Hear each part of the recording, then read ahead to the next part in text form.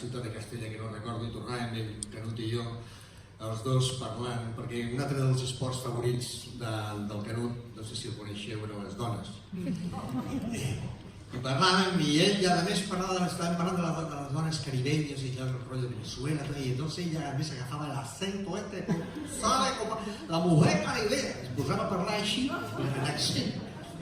I parlant, no sé com, vam acabar a parlar de Bola de Nieve.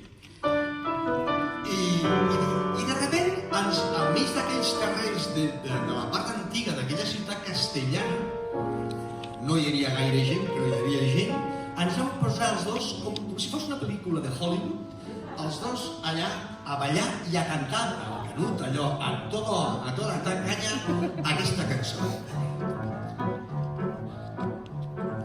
Yo soy negro social, soy intelectual y chic.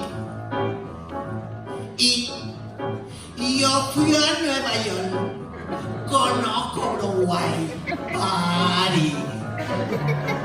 Soy artista mundial y no digo más, cha-cha.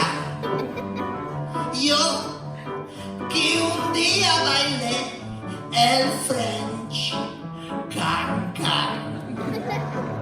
Como acabó en Broadway mi bongo, y al volver al solar me han de llamar Monsieur. Yo me llamo Julián Martínez Vidal y Ruiz.